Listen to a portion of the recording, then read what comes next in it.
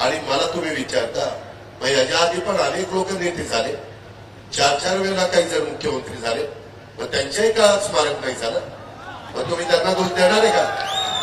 अरे खासदारा, तू आता ज्याला नेता मानला त्यांना दोष देणार आहे का? अजित पवारचं नाव घेतो, काय वाटायला पाहिजे तो? या पद्धतीने मी खपून घेणार नाही, आहे तोपर्यंत सरळ आहे.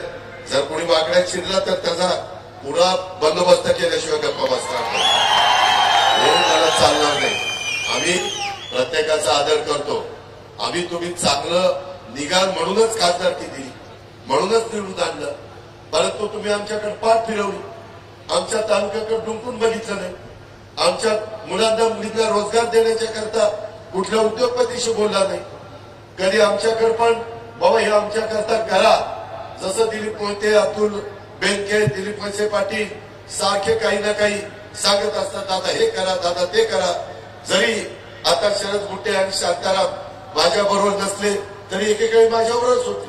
सगळं मला माहिती आहे, त्यांचं मला माहिती, माझं करता माहिती. त्याच्यामुळं ते काही माझ्यापासून दूर गेले म्हणून ते माझे दुश्मन झाले असं मी समजत नाही. ते तुम्ही मनात न काढा, पण देश पुढे देण्याच्या करता माझ्या व्यापारी बंधूंनो, हमाल मापाड्यांनो, मला तुम्हाला सगळ्यांना सांगायचंय, या ज्या काही तुमच्या अडचणी आहेत त्या अडचणी दूर करण्याच्या करता आम्ही केव्हाही तयार आहोत. सकाळी 6 वाजल्यापासून काम सुरू करतो, रात्री उशिरापर्यंत. बाकीचे कधी करतात ते मला माहित नाही, पण मी मात्र लवकर काम सुरू करतो. दर आठवड्याला सर्किट हाऊस किंवा आपल्या काउन्सिल हॉलला आहे आणि तिथं मी लोकांना भेटत असतो. काही प्रश्न असतील तर तुम्ही आणा, त्या अडचणी आम्ही सोडू. लोकांचे प्रश्न सोडवण्याचं व्रतच आम्ही स्वीकारलेलं.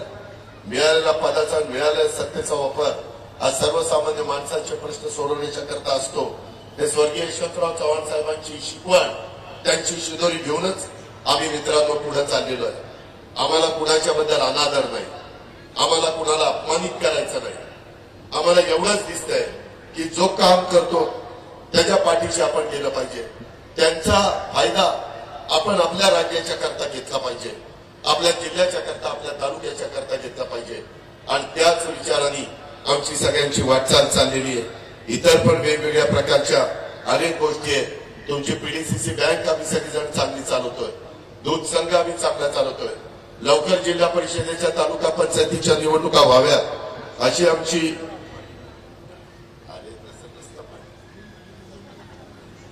पाठी जरा